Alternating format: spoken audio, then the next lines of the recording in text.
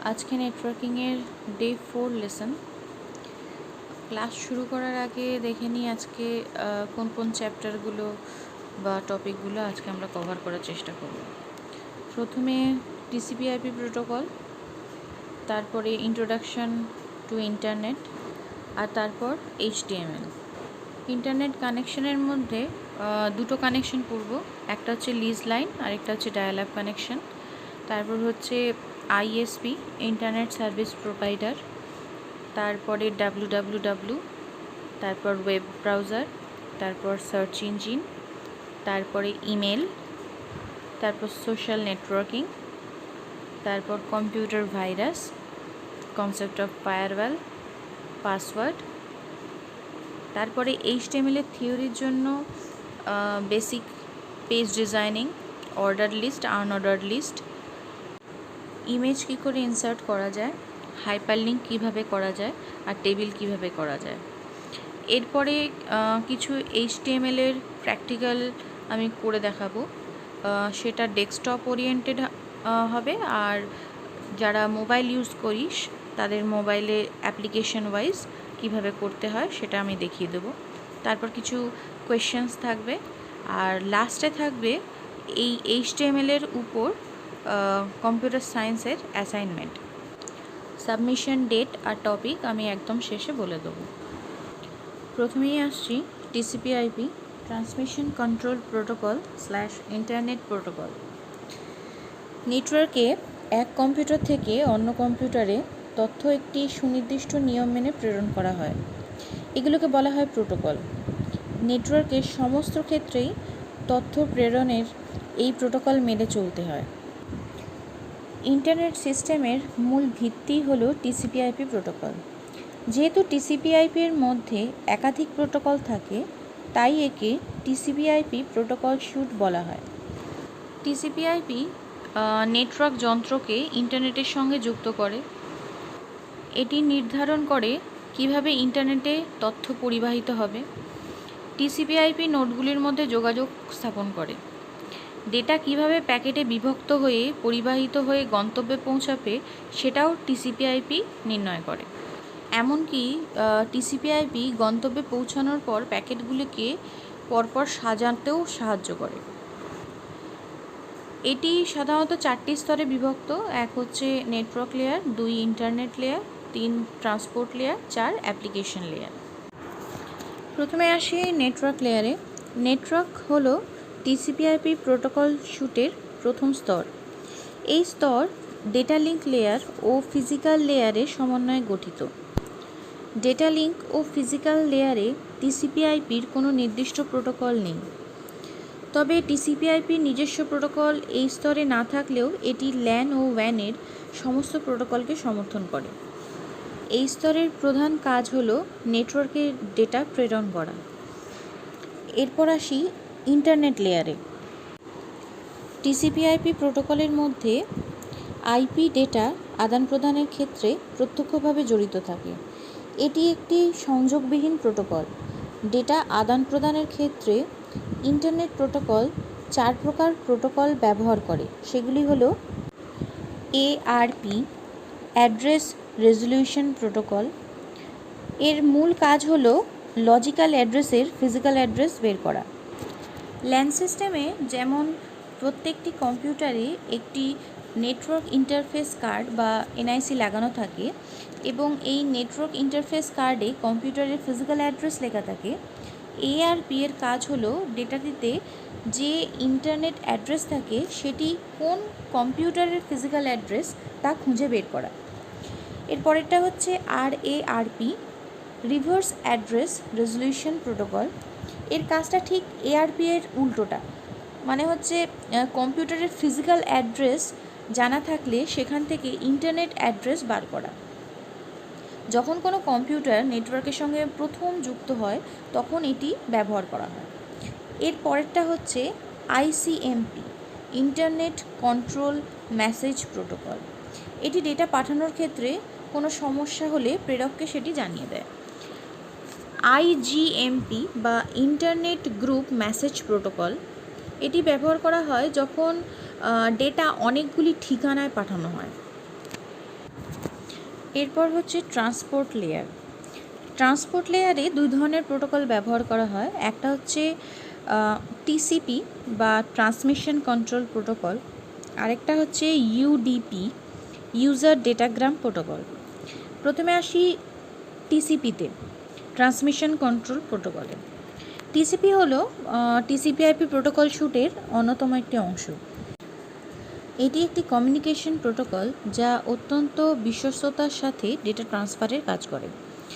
Application স্তর থেকে data প্রথমে ট্রান্সপোর্ট লেয়ারে আসে।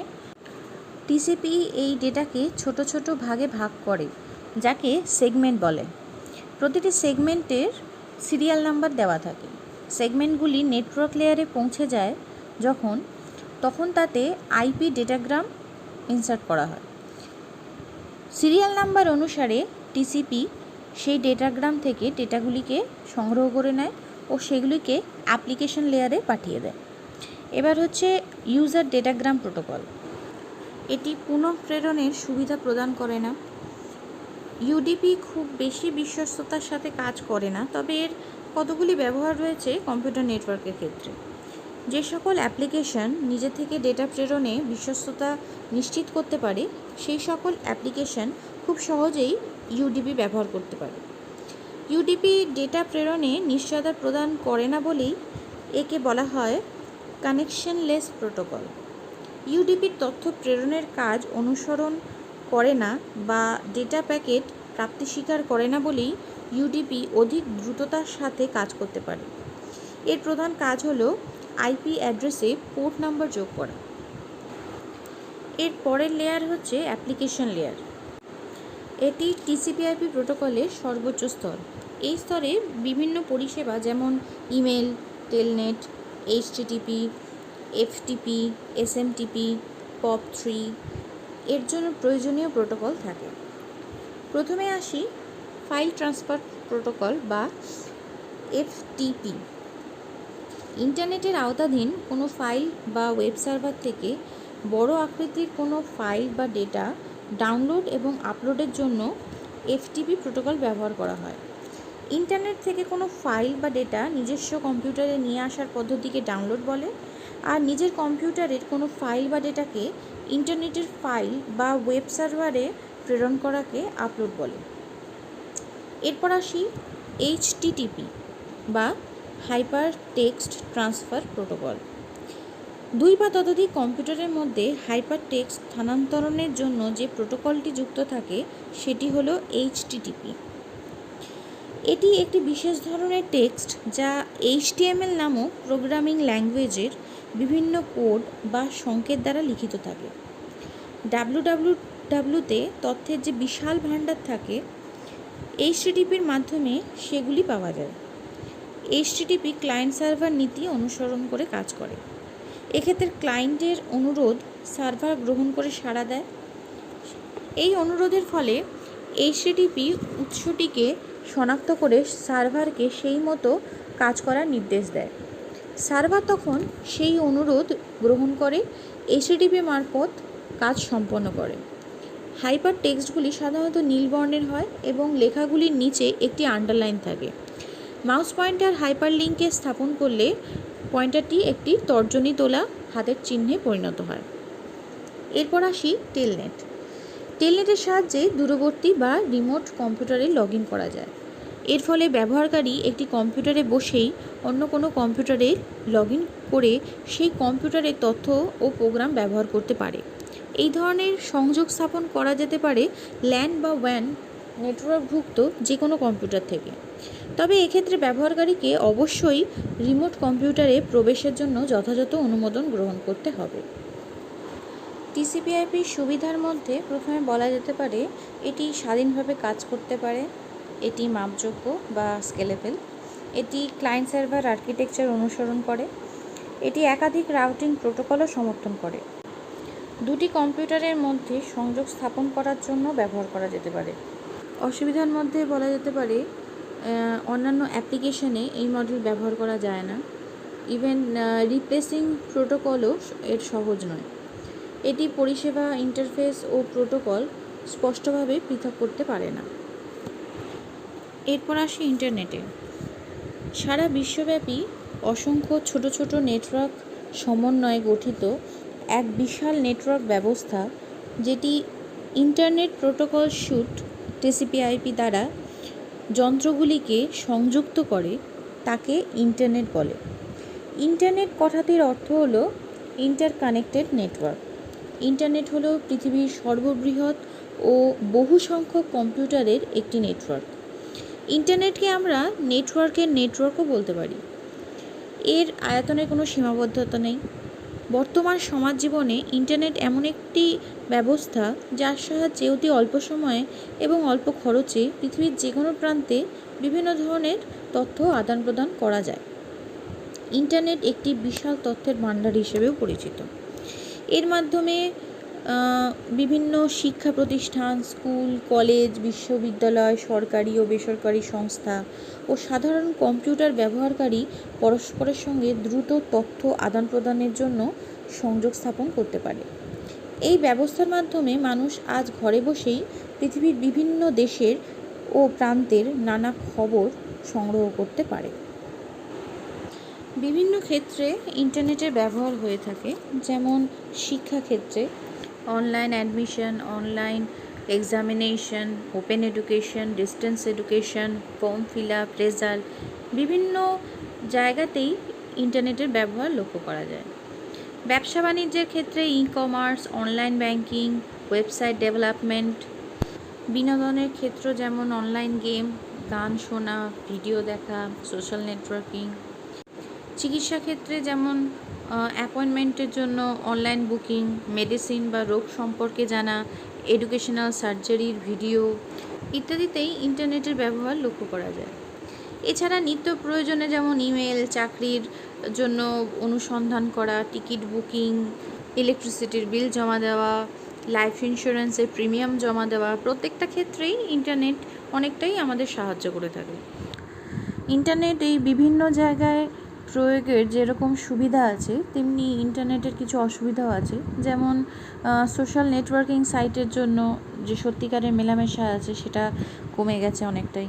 ইন্টারনেটের মাধ্যমে প্রাপ্ত যে সকল তথ্যই থাকে সেগুলো সবসময় যে যথাযথ হয় তাও নয়। ইন্টারনেটের ব্যবহার মানুষের কাজ বা পড়াশোনায় অনেক সময় ক্ষতি করে। ব্যক্তিগত অনেক সময় তথ্য চুরি হয়ে যায়। ইন্টারনেটের মাধ্যমে ম্যালওয়্যার কম্পিউটারে প্রবেশ করতে পারে, যেটি কম্পিউটারকে হ্যাং করে দিতে পারে বা খারাপ করে দিতে পারে। বর্তমানে এই ইন্টারনেটের ব্যবহারে সাইবার ক্রাইমের মাত্রা অতিরিক্ত মাত্রা বেড়ে গেছে। এরপরে আসি ইন্টারনেট সংযোগ করতে আমার কি কি প্রয়োজন। প্রথমে একটি কম্পিউটার সিস্টেম প্রয়োজন, তারপর মডেম, তারপরে একটা টেলিফোনের সংযোগ, কিছু সফটওয়্যার, আর আইএসপি বা ইন্টারনেট সার্ভিস প্রোভাইডার। ইন্টারনেটের কানেকশান সাধারণত দু ধরনের হয়, একটা হচ্ছে ডায়াল আপ কানেকশান আর একটা হচ্ছে lease line connection. Dial up কানেকশানের পার্টে আগে আসি। সাধারণ টেলিফোন লাইনের সাহায্যে যে ইন্টারনেট সংযোগ ব্যবস্থা করা হয় তাকে ডায়াল আপ কানেকশান বলা হয়। এর মাধ্যমে ইন্টারনেট পরিষেবা পেতে একটি কম্পিউটার, টেলিফোন লাইন, মডেম থাকা আবশ্যিক। ডায়াল আপ সংযোগের জন্য ইন্টারনেট পরিষেবা প্রদানকারী কোনো সংস্থার কাছ থেকে ইন্টারনেট অ্যাকাউন্ট ও পাসওয়ার্ডের মাধ্যমে সংযোগ স্থাপন করতে হয়। ডায়াল আপ সংযোগে দুই ধরনের প্রোটোকল ব্যবহার হয়, একটা হচ্ছে serial line internet protocol SLIP, আর একটা হচ্ছে point to point protocol PPP। সুবিধার ক্ষেত্রে প্রথমেই যেটা বলা যেতে পারে যে ডায়াল আপ সংযোগে ইন্টারনেট পরিষেবা না নিলে কোনো রেন্ট দিতে হয় না। বর্তমানে ব্রডব্যান্ড সংযোগ দ্বারা অতি দ্রুতগতি সম্পন্ন ইন্টারনেট পরিষেবা পাওয়া যায়। অসুবিধার মধ্যে বলা যেতে পারে টেলিফোন লাইনের মাধ্যমে তথ্য আদান প্রদানের হার অনেকটাই কম। একসঙ্গে টেলিফোনে কথা বলা আর ইন্টারনেট সংযোগ করা যায় না, অর্থাৎ নিরবিচ্ছিন্ন পরিষেবা দিতে ডায়াল আপ কানেকশন অসমর্থ। এবার আসি লিজ লাইন কানেকশনের ক্ষেত্রে। যখন কোনো আইএসপি বা ইন্টারনেট সার্ভিস প্রোভাইডারের কাছ থেকে সরাসরি কেবল বা তারের সাহায্যে ভাড়ার মাধ্যমে ইন্টারনেট কানেকশন নেওয়া হয় তখন তাকে লিজ লাইন কানেকশন বলে। সাধারণত সরকারি সংস্থা, insurance company, IT sector, corporate সেক্টরগুলি দ্রুততর তথ্য পরিবহনের জন্য লিজ লাইন কানেকশন ব্যবহার করে। লিজ লাইন হলো এক ধরনের স্থায়ী সংযোগ ব্যবস্থা। কোনো আইএসপির মারফত বাৎসরিক একটি নির্দিষ্ট ভাড়ায় এই লাইন নিতে হয়। এই ব্যবস্থার প্রধান বৈশিষ্ট্য হলো যিনি বা যে সংস্থা লিজড নিচ্ছেন শুধুমাত্র তিনি বা সেই সংস্থাই এই লাইন ব্যবহার করতে পারবে। সুবিধার ক্ষেত্রে বলা যেতে পারে এই ব্যবস্থায় খুব দ্রুত গতিসম্পন্ন ইন্টারনেট পরিষেবা পাওয়া যায়। এখানে ডেটা সেন্ডিং রেট ডায়াল আপের তুলনায় অনেকটাই বেশি। এই সংযোগের মাধ্যমে নিরবিচ্ছিন্ন পরিষেবা পাওয়া যায়, অর্থাৎ টেলিফোনে কথা বলা ও ইন্টারনেট সংযোগ দুই একসাথেই করা যায়। অসুবিধার মধ্যে বলা যেতে পারে এই কানেকশনের খরচ অনেকটাই বেশি। যদি ইন্টারনেট পরিষেবা ব্যবহার নাও করা হয় তাহলেও নির্দিষ্ট যে রেন্ট থাকে সেটা মিটিয়ে দিতে হয়। লিজের মেয়াদ যদি ফুরিয়ে যায় তখন আবার সেটা রিনিউ করতে হয়। এরপরে হচ্ছে আইএসপি বা ইন্টারনেট সার্ভিস প্রোভাইডার। যে সকল সংস্থা ইন্টারনেট পরিষেবা প্রদান করে তাদেরকে আইএসপি বা ইন্টারনেট সার্ভিস প্রোভাইডার বলে। যে কোনো কম্পিউটারে ইন্টারনেট পরিষেবা পেতে হলে তাকে অবশ্যই আইএসপির কম্পিউটারের সাথে যুক্ত হতে হয়। অন্যদিকে আইএসপির কম্পিউটারগুলি সর্বদা গ্লোবাল ইন্টারনেটের সঙ্গে যুক্ত থাকে। আইএসপি মারফত সারা দেশে সুষ্ঠুভাবে ইন্টারনেট পরিষেবা প্রদানের জন্য আইএসপি বিভিন্ন ভাগে বিভক্ত থাকে, যেগুলি হলো ন্যাশনাল আইএসপি, রিজিওনাল আইএসপি আর লোকাল আইএসপি। ব্যবহারকারীর কম্পিউটার প্রথমে লোকাল আইএসপির সঙ্গে যুক্ত থাকে। লোকাল আইএসপিগুলো রিজিওনাল আইএসপির সঙ্গে এবং রিজিওনাল আইএসপিগুলো ন্যাশনাল আইএসপির সঙ্গে যুক্ত থাকে। একটি দেশের ন্যাশনাল আইএসপি সাধারণত ফাইবার অপটিক কেবল, সমুদ্রের নিচে পাতা কেবল লাইন বা উপগ্রহ সংযোগ দ্বারা অন্য দেশের ন্যাশনাল আইএসপির সঙ্গে যুক্ত থাকে। দুই ধরনের আইএসপি হয়, একটা হচ্ছে সরকারি আর একটা হচ্ছে বেসরকারি। সরকারির মধ্যে একটা হচ্ছে ভিএসএনএল, বিদেশ সঞ্চার নিগম লিমিটেড, যেটা ভারতবর্ষের একটি ন্যাশনাল আইএসপি। এছাড়া বেসরকারি আইএসপির মধ্যে ভোদাফোন, এয়ারটেল, রিলায়েন্স জিও ইত্যাদির নাম করা যেতে পারে। এরপরে হচ্ছে ডাব্লিউডাব্লিউডাব্লিউ বা ওয়ার্ল্ড ওয়াইড ওয়েব। এটি ইন্টারনেটের সর্বাধুনিক প্রযুক্তি। এটি প্রকৃতপক্ষে অসংখ্য হাইপারটেক্সট ডকুমেন্টের আন্তঃসংযোগকারী বিশাল সংগ্রহ। ইন্টারনেটে ব্যবহৃত সমস্ত প্রোটোকল এবং এইচটিটিপি হাইপারটেক্সট ট্রান্সফার প্রোটোকলের মিলিত রূপ হলো ডাব্লিউডাব্লিউডাব্লিউ বা ওয়ার্ল্ড ওয়াইড ওয়েব। এর সুবিধার মধ্যে বলা যেতে পারে এর সাহায্যে অত্যন্ত সহজেই যে কোনো তথ্য খুঁজে পাওয়া সম্ভব।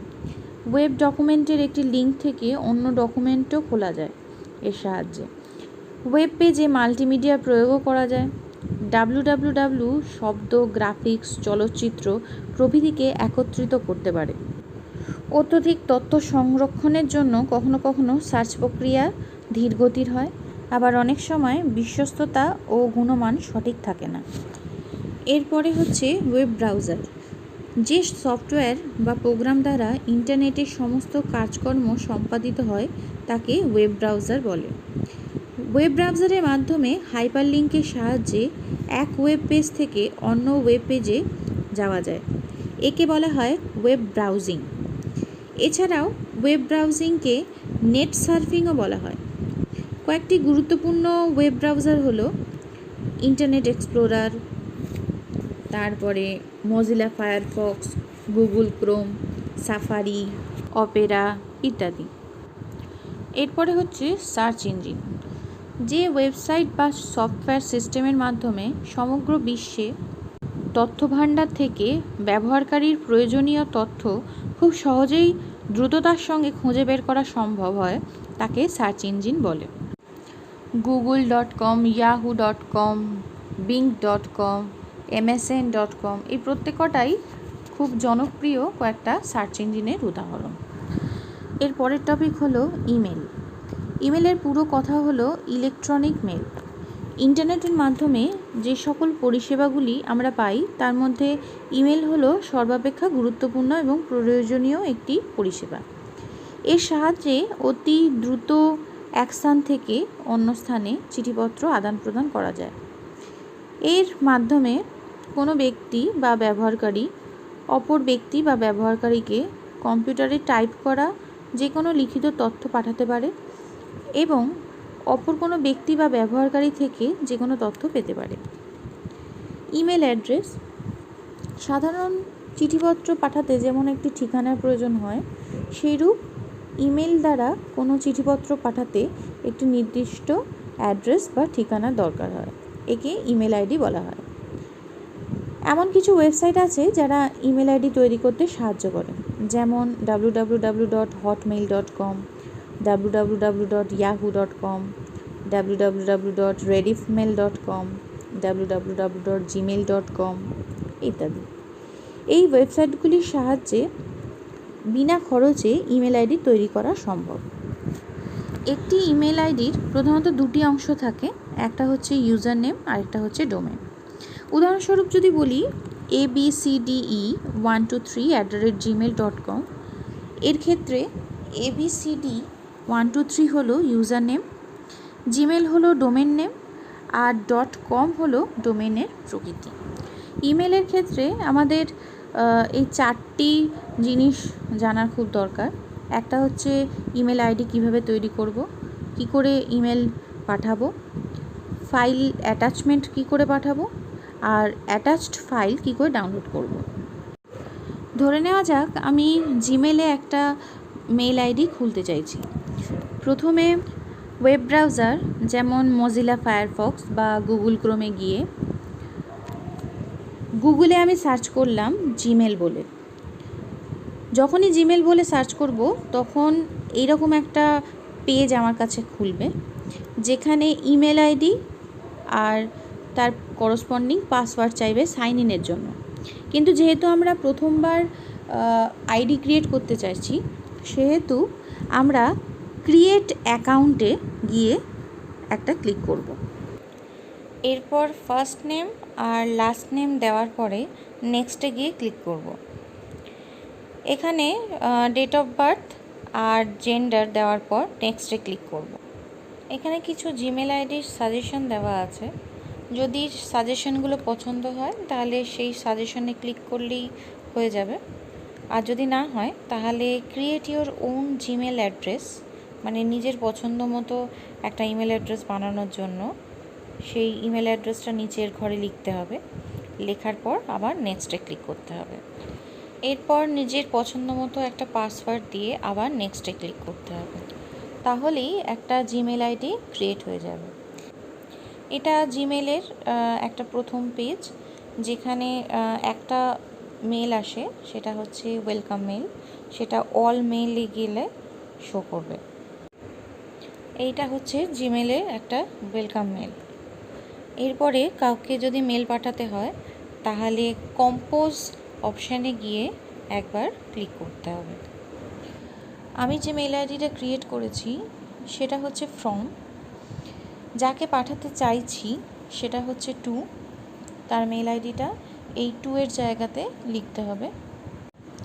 এরপর মেলের যে সাবজেক্ট আছে সেই সাবজেক্টটা সাবজেক্টের জায়গায়, আর মেলের যে ডিটেলস বা বডি সেটা কম্পোজ ইমেলের ওখানটায় লিখতে হবে। এরপর সেন্ড বাটনে গিয়ে একবার ক্লিক করলেই মেলটি চলে যাবে। যদি কোনো অ্যাটাচমেন্ট পাঠাতে হয় তাহলে এই অ্যাটাচমেন্টের বাটনে একবার লেফট ক্লিক করতে হবে। তারপর সেই অ্যাটাচমেন্টটা, সেটা হতে পারে ফাইল বা কোনো ডকুমেন্ট বা পিকচার, সেটা সিলেক্ট করে আপলোড করার পর আবার সেন্ড বাটনে ক্লিক করতে হবে ফাইলটি সেন্ড করার জন্য। একই ফাইল যদি অনেকজনকে পাঠাতে হয় তাহলে এখানে দুটো অপশান আছে, একটা হচ্ছে সিসি আর একটা হচ্ছে বিসিসি। সিসি হচ্ছে কার্বন কপির জন্য, মানে আমি 2তে যাকে পাঠাচ্ছি, সিসিতে আমি যাদেরকে পাঠাতে চাই আমি তাদের নাম লিখতে পারি। ধরে নিলাম আমি 2তে A1কে পাঠিয়েছি, কার্বন কপি করে একই মেল আমি B1 আর B2কে পাঠিয়েছি। তাহলে A1 দেখতে পারবে আমি এই সেম মেলটা B1 আর B2কে যে পাঠিয়েছি সেটা অ্যাজ এ কার্বন কপি হিসাবে। কিন্তু যদি BCCতে মানে ব্লাইন্ড কার্বন কপিতে C1কে আমি মেলটা পাঠাই, তাহলে A1, B1 আর B2 কেউই দেখতে পারবে না আমি যে C1কে মেলটা পাঠিয়েছি। আমি এখানে নিজেকেই দুটো মেল করেছি, দুটো অ্যাটাচমেন্ট দিয়ে, একটা ইমেজ ফাইল দিয়ে আর একটা MP3 ফাইল দিয়ে।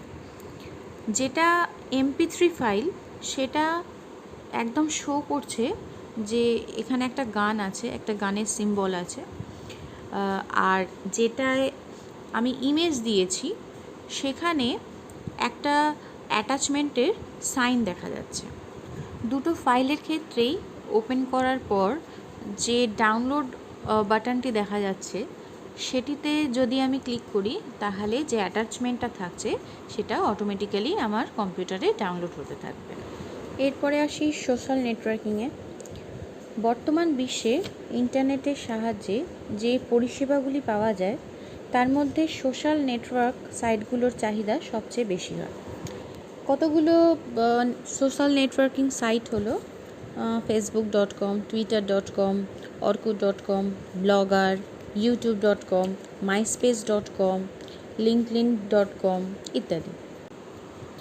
এর সাহায্যে কোনো ব্যবহারকারী নিজের প্রোফাইল তৈরি করে নিজের পরিচিত বন্ধুবান্ধব, আত্মীয় পরিজনের সাথে এবং সর্বোপরি অগণিত অপরিচিত ব্যক্তির সঙ্গেও বন্ধুত্ব, মতামত বিনিময়, কোনো বক্তব্য, বিভিন্ন তথ্য, ছবি, ভিডিও, গান, কবিতা ইত্যাদি আপলোড ও ডাউনলোড করতে পারে।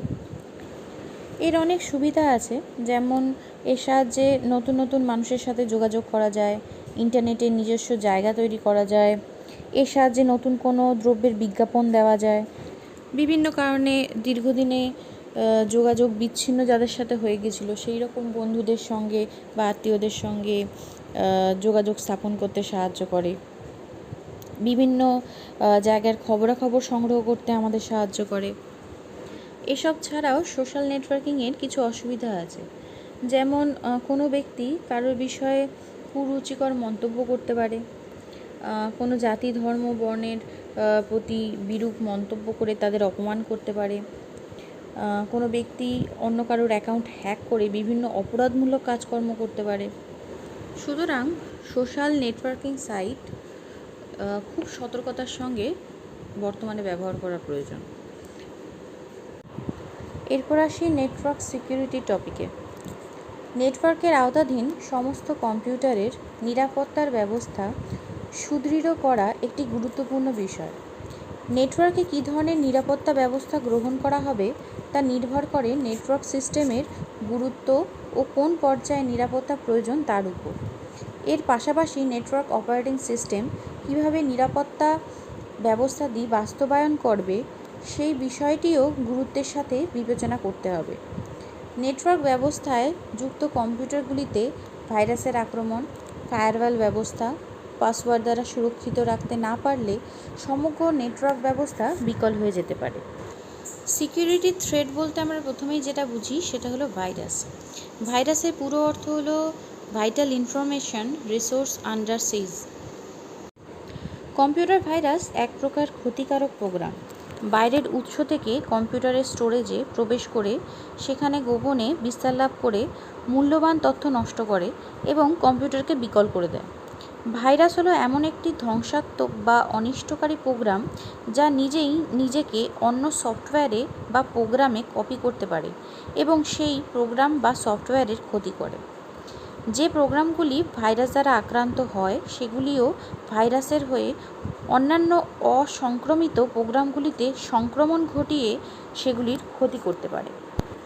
প্রথম যে ভাইরাসটি পাওয়া গিয়েছিল তার নাম ছিল ক্রিপার।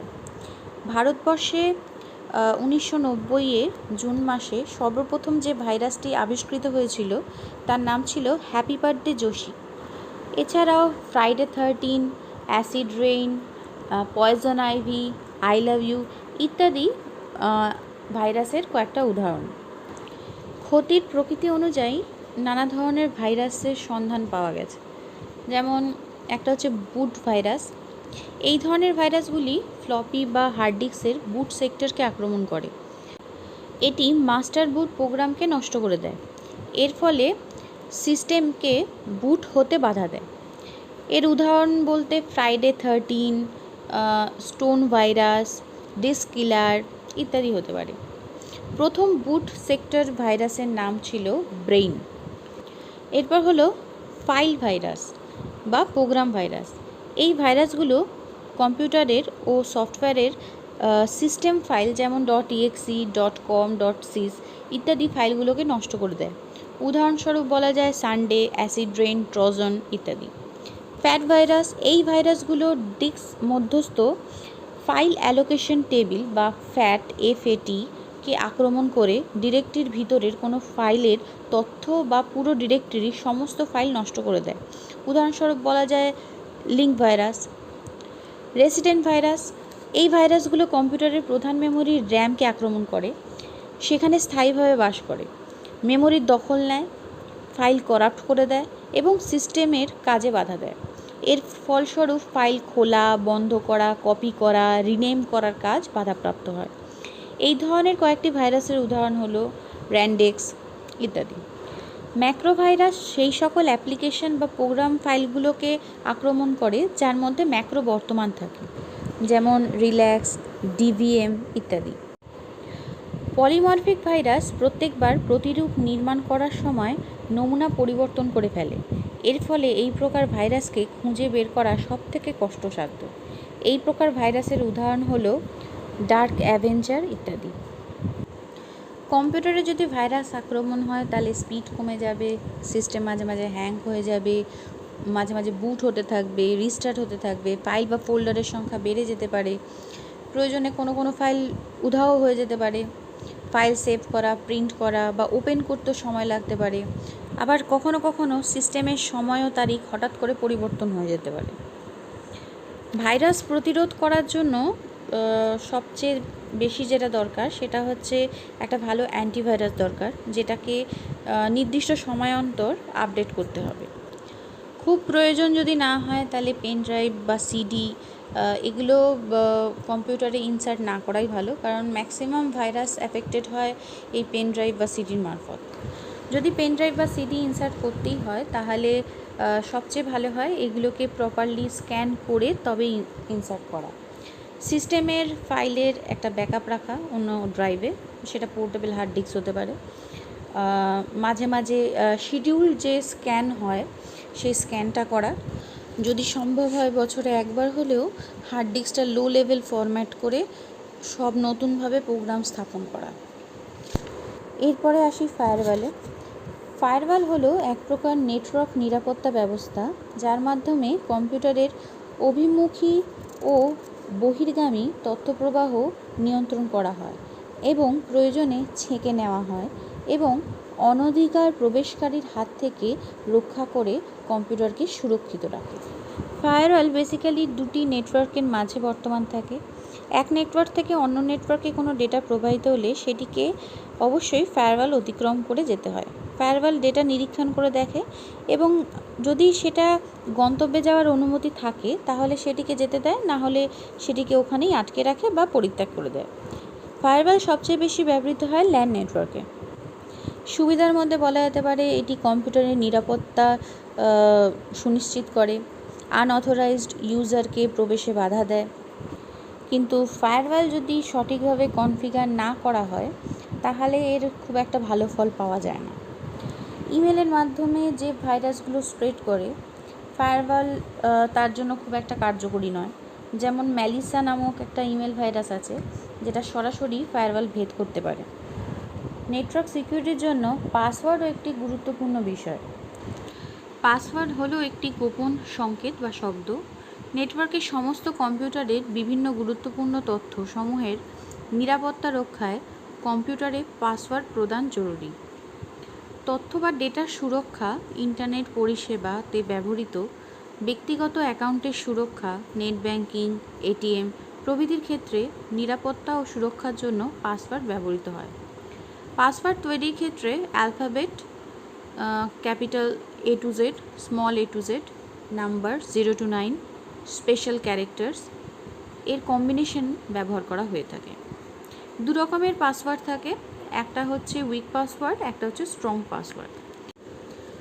উইক পাসওয়ার্ডগুলো খুব একটা কার্যকরী হয় না, কেননা এই ধরনের পাসওয়ার্ড খুব সহজেই অনুমান করে ভেঙে ফেলে তথ্য চুরি করা সম্ভব।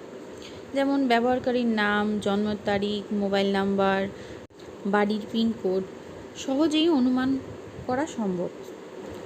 স্ট্রং পাসওয়ার্ডের ক্ষেত্রে এই ব্রেক করাটা তুলনামূলকভাবে একটু কঠিন হয়, কারণ এখানে 4টি অক্ষর, যেমন স্পেশাল ক্যারেক্টার, ছোট হাতের অক্ষর, বড় হাতের অক্ষর, সংখ্যা, এই সব কটার সংমিশ্রণে পাসওয়ার্ডটা তৈরি হয়।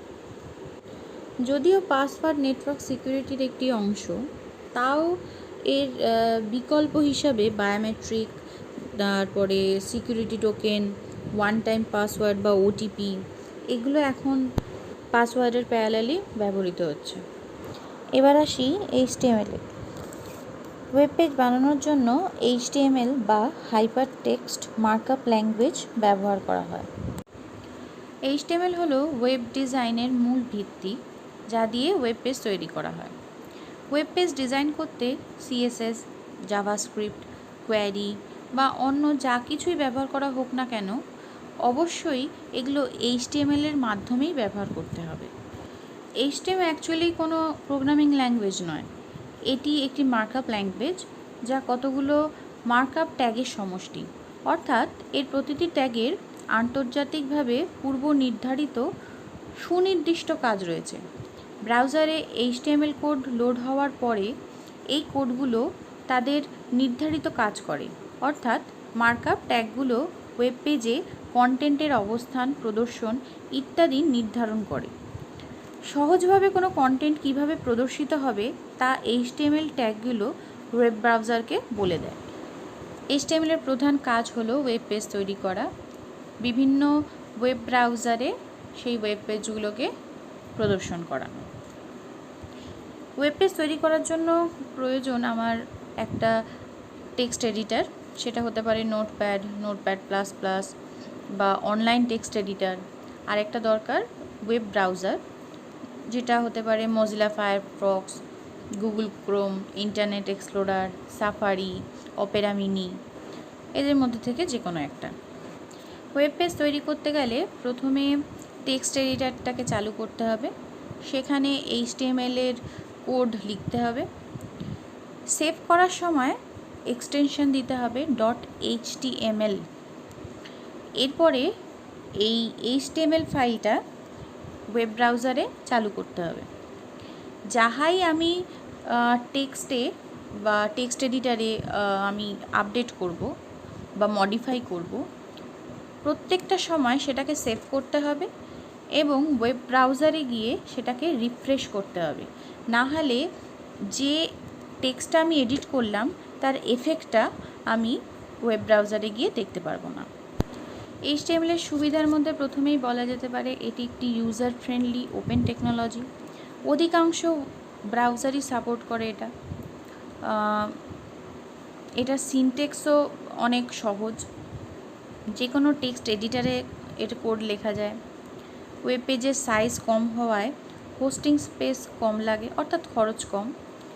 HTML কোনো কেস সেন্সিটিভ ভাষা নয়। HTML-এ যে সকল ট্যাগের ওপেনিং ট্যাগ, ট্যাগের বিষয়বস্তু ও ক্লোজিং ট্যাগ থাকে তাকে কন্টেনার ট্যাগ বলে। আবার যে সকল ট্যাগের ওপেনিং ট্যাগ আছে কিন্তু ক্লোজিং ট্যাগ নেই তাকে এমটি ট্যাগ বলে। ওপেনিং ট্যাগ থেকে শুরু করে ক্লোজিং ট্যাগ পর্যন্ত সকল কিছুকে HTML এলিমেন্ট বলে, আর ওপেনিং ট্যাগ ও ক্লোজিং ট্যাগের মধ্যবর্তী সব কিছুই হলো HTML এলিমেন্টের কন্টেন্ট। HTML অ্যাট্রিবিউট হলো HTML এলিমেন্ট সমূহের বৈশিষ্ট্য নির্ধারক। অ্যাট্রিবিউট সবসময় ওপেনিং ট্যাগে লেখা হয়। একটি অ্যাট্রিবিউটের দুটি অংশ থাকে, যথা অ্যাট্রিবিউট নেম আর অ্যাট্রিবিউট ভ্যালু। যাদের কাছে কম্পিউটার আছে তাদের ক্ষেত্রে নোটপ্যাড আর যে কোনো একটা ওয়েব ব্রাউজার হলেই কাজ চলে যাবে।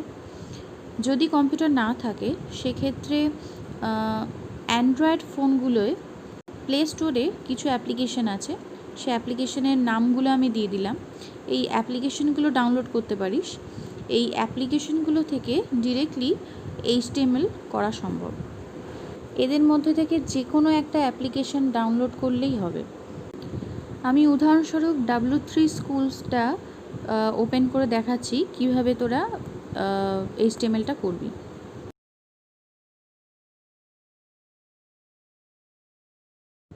অ্যাপ্লিকেশনটা ওপেন হওয়ার পর এই যে সাদা যে অংশটা আছে এই অংশটায় আমরা কোড লিখব, আর রান অপশানে ক্লিক করলে নিচের যে পোর্শনটা থাকছে সেটা আমার কোডের এফেক্টটা দেখাচ্ছে। এখানে এইভাবে এডিট করে আমি কোডগুলো লিখব। অ্যাকচুয়ালি সাদাদের জায়গাটা সেটা অ্যাজ এ টেক্সট এডিটার কাজ করছে, আর নিচের যে পোর্শনটা সেটা ওয়েব ব্রাউজার হিসেবে কাজ করছে। HTML কোড লেখার সময় প্রথমে HTML ট্যাগ ওপেন আর ক্লোজ করতে হয়। এই HTML ট্যাগ ওপেন ক্লোজের মাঝখানে হেড ট্যাগ ওপেন ক্লোজ আর বডি ট্যাগ ওপেন ক্লোজ করতে হয়। এটা হচ্ছে HTML লেখার একটা বেসিক স্ট্রাকচার। HTML এর ওপেন ট্যাগ ব্যবহার করা হয় HTML প্রোগ্রামটা শুরু বোঝানোর জন্য, আর ক্লোজ ট্যাগ ব্যবহার করা হয় HTML প্রোগ্রামটা শেষ সেটা বোঝানোর জন্য। হেড ট্যাগটি HTML ডকুমেন্টের হেডিং শুরু করা ও শেষ করাকে ইন্ডিকেট করে।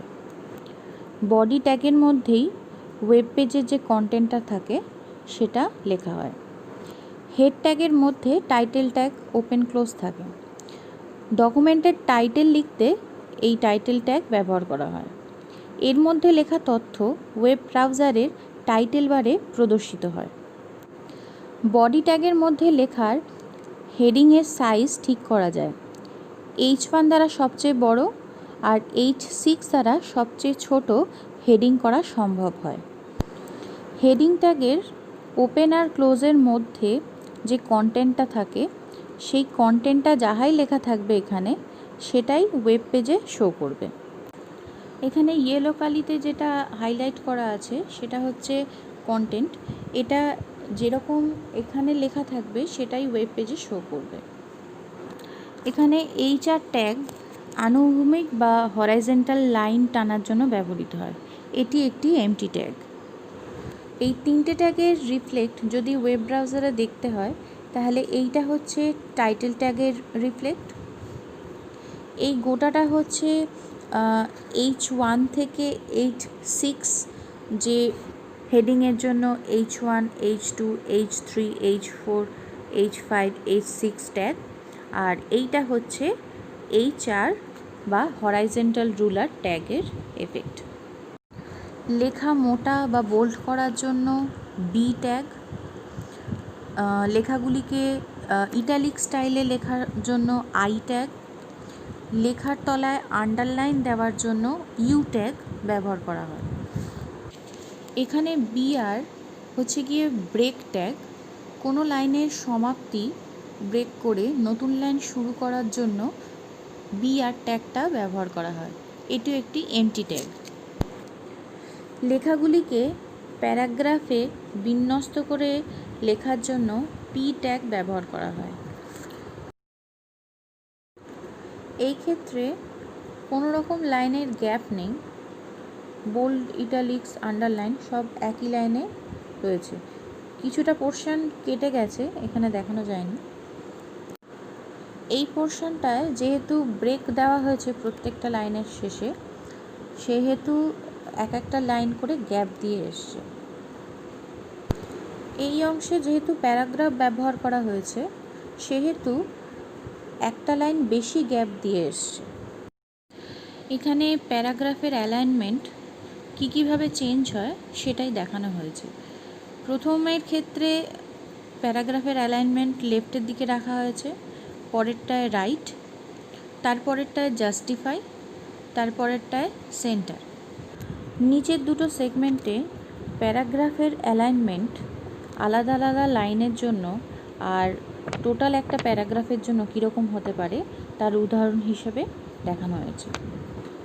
ওয়েব ব্রাউজারে কোডের রিফ্লেক্ট দেখলে বোঝা যাবে এই পোর্শনটা লেফট অ্যালাইনমেন্ট পারপাসে করা হয়েছে, এইটা রাইট অ্যালাইনমেন্টের জন্য, পরেরটা জাস্টিফাই অ্যালাইনমেন্টের জন্য, আর ঠিক তার পরেরটা সেন্টার অ্যালাইনমেন্ট পারপাসে।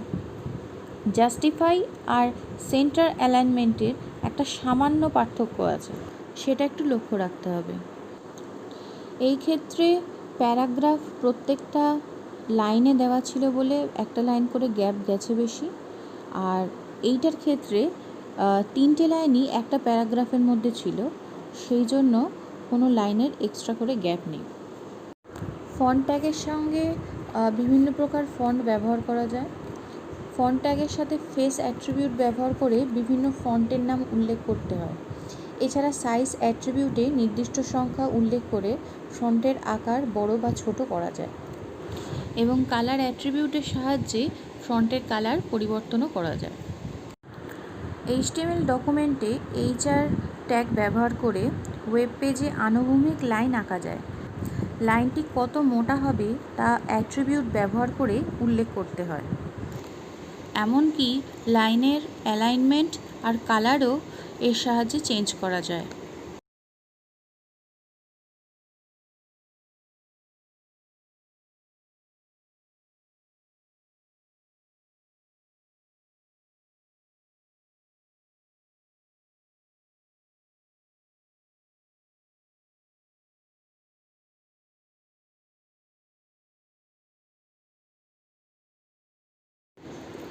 HTML ডকুমেন্টে বিভিন্ন ধরনের তালিকা ব্যবহার করা যায়। তালিকা সাধারণত দু ধরনের হয়, একটা হচ্ছে অর্ডার লিস্ট আর একটা হচ্ছে আনঅর্ডার লিস্ট। অর্ডার লিস্টের জন্য OL ট্যাগ ব্যবহার করা হয়, আর আনঅর্ডার লিস্টের জন্য UL ট্যাগ ব্যবহার করা হয়।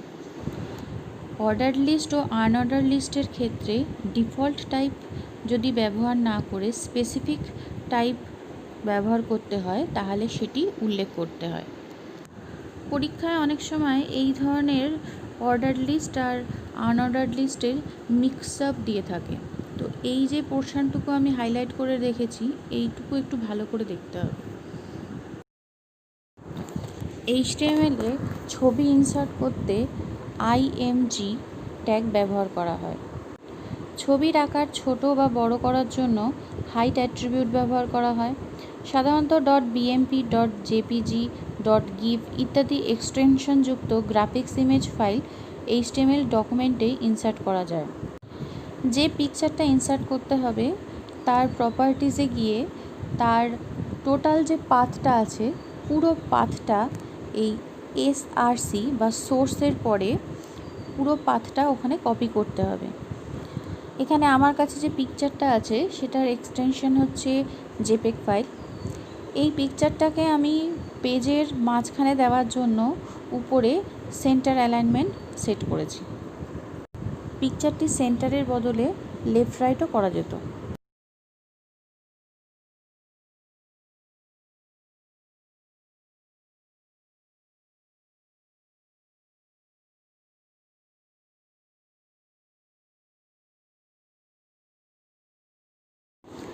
HTML ডকুমেন্টে হাইপারলিঙ্ক তৈরি করতে A ট্যাগ ব্যবহার করা হয়। একে অ্যাঙ্কার ট্যাগ বলে।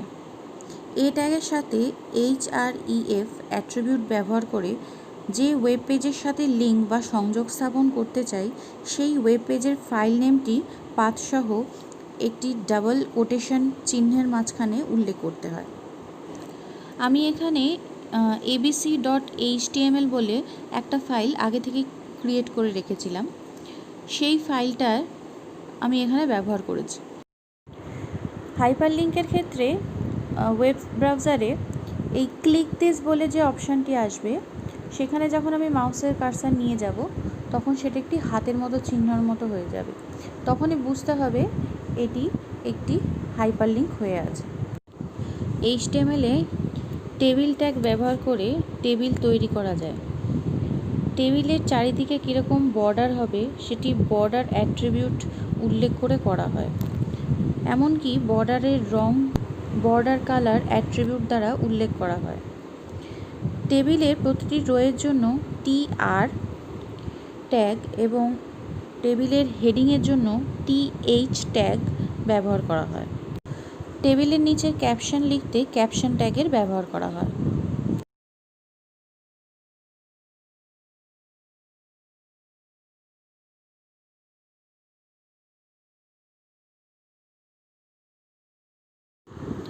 টেবিলের রোকে মার্চ করার জন্য রো স্প্যান আর কলামকে মার্চ করার জন্য কল স্প্যান ব্যবহার করা হয়।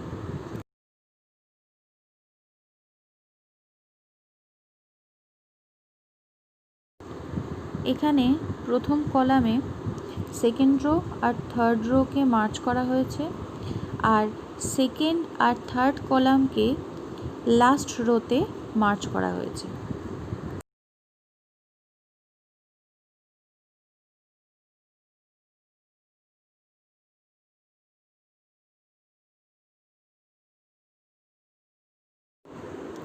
সেল প্যাডিং অ্যাট্রিবিউটটি টেবিলের সেলের ডেটা বা কন্টেন্ট থেকে সেল বর্ডারের মধ্যবর্তী ফাঁকা অংশকে বাড়াতে বা কমাতে সাহায্য করে। আর সেল স্পেসিং অ্যাট্রিবিউট দুই বা ততোধিক সেলের মধ্যে দূরত্ব কমাতে বা বাড়াতে সাহায্য করে। হরাইজন্টাল অ্যালাইনমেন্টের মধ্যে লেফট, রাইট আর সেন্টার হয়, আর ভার্টিক্যাল অ্যালাইনমেন্টের মধ্যে টপ, মিডল আর বাটন হয়।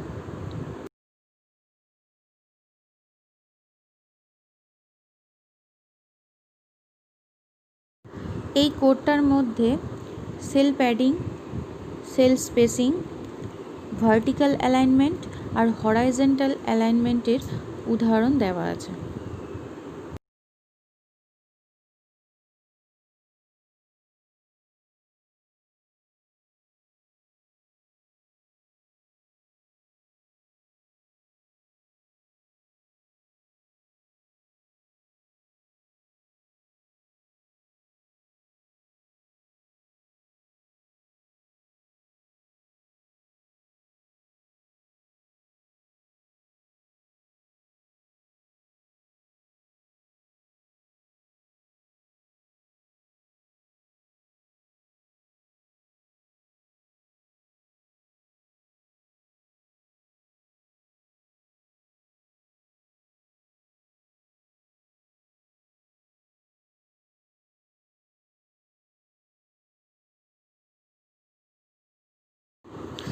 HTML এ মার্কিউ ট্যাগের সাহায্যে ব্রাউজারে কোনো টেক্সট, চিত্র, লাইন ইত্যাদির স্ক্রলিং অঞ্চল ইনসার্ট করা যায়।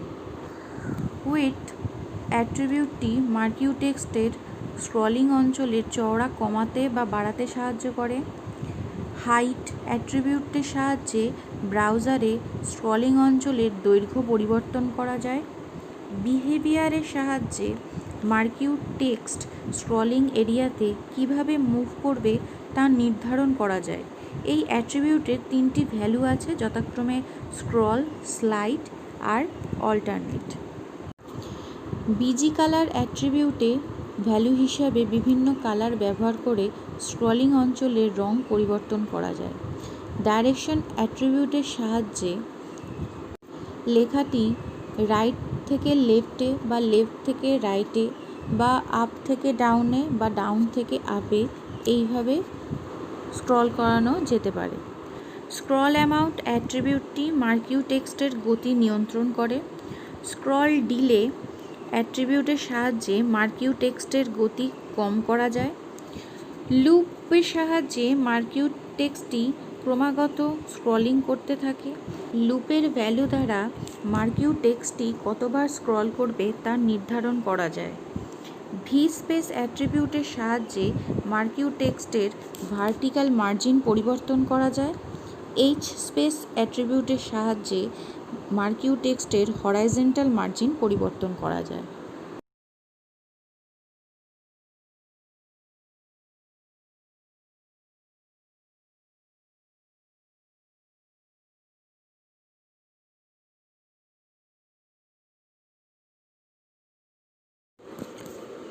একটি ব্রাউজার উইন্ডোকে একাধিক ভাগে বিভক্ত করতে HTML এ ফ্রেম ব্যবহার করা হয় এবং প্রতিটি ভাগে থাকে একটি স্বতন্ত্র HTML ডকুমেন্ট। একটি টেবিল যেরকম একাধিক রো এবং কলাম দ্বারা সজ্জিত থাকে, সেইরূপ একটি ব্রাউজার উইন্ডোকে একাধিক ভাগে বিভক্ত করা হয় ফ্রেমের সাহায্যে। রোজ এবং কলস অ্যাট্রিবিউট দুটি ব্যবহার করে ফ্রেমগুলিকে যথাক্রমে হরাইজন্টালি এবং ভার্টিক্যালি দুইভাবে সাজানো যায়। আমি এখানে রো ওয়াইজ এই ফ্রেমটাকে ভাগ করেছি, যেখানে 50% থাকছে T1 HTML ফাইলটা আর 50% নিচের দিকে থাকছে T2.html ফাইলটা। T1.html পেজের ব্যাকগ্রাউন্ড আমি হলুদ দিয়েছি, আর এখানে একটা কথা হ্যালো সেটি মার্কিউ হিসেবে দেখানো আছে বিহেভিয়ার অল্টারনেট অ্যাট্রিবিউট দিয়ে। অপরপক্ষে T2.html ওয়েব পেজটির কালার গ্রে আছে, যেখানে বাই কথাটিও মার্কিউ হিসেবে আছে।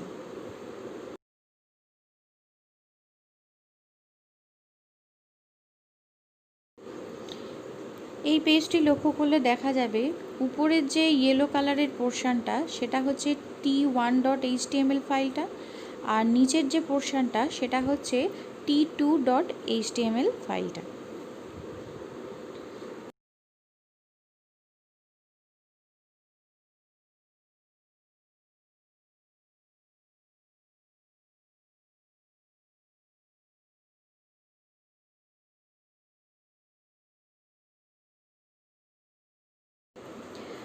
আজকের ক্লাস শেষ হওয়ার সঙ্গে সঙ্গে নেটওয়ার্কিং চ্যাপ্টারটাও শেষ হলো। পরের দিন অন্য চ্যাপ্টার ধরব। আজকের পড়ানোর উপর ভিত্তি করে কতগুলো কোয়েশ্চেন আমি তৈরি করেছি। এই কোয়েশ্চেনগুলো বাড়িতে ট্রাই করবি, যদি না পারিস তাহলে আমাকে বলবি, আমি অবশ্যই সলভ করিয়ে দেবো।